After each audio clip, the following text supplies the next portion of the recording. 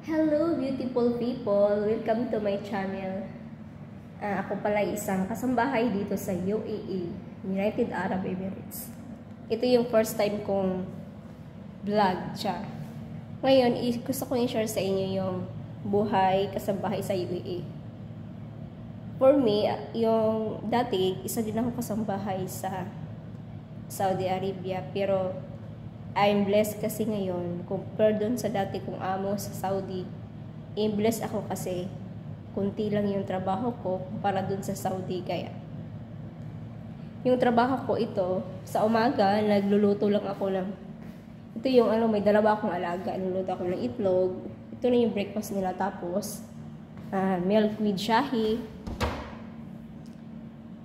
ito na yung umagahan ko. Hindi ako masyadong nagluluto para sa mga amo ko kasi yung pamilya nila dito is 4 lang sila, 5. Yung trabaho ko hindi masyadong marami. I'm so blessed talaga compare dun sa amo ko dati sa Saudi Arabia. Tsaka ito yung labahan ko, automatic washing machine yung gamit ko. Tapos dito ako naglalaba yan.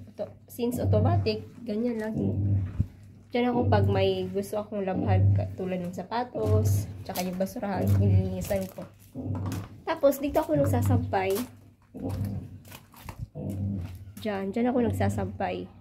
Pag summer, hindi ako masyado nagsasampay sa labas kasi mainit na doon sa loob. Doon ako sa loob nagsasampay.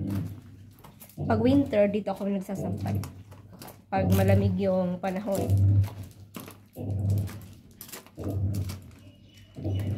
Tsaka, ito yung background ng, yan yung kwarto ko. Tapos, meron pala akong ayun lang muna yung vlog ko. Ito yung pinakaulang vlog ko dito sa Saudi Arabia. Hindi. Ano ba yun? Dito pala sa UAE. Sana magustuhan nyo kung mayroon kayong idea kung paano ano yung mga bahay dito sa UAE, anong klaseng trabaho. Sa akin, masasabi ko mas magaan yung trabaho ko dito sa UAE kumpara dun sa Saudi Arabia. Pero siguro depende rin sa maging amo, no? So ayun lang, sana may natutunan kayo kahit konti. Pangmadali ang video lang to kasi ito yung first time kong video dito sa UAE. At saka hopefully makakagawa pa ako ng mas maraming video. Thank you sa panonood. Sana magustuhan nyo and please share, like, at subscribe na rin para palagi kayong updated sa susunod kong video. Thank you beautiful people!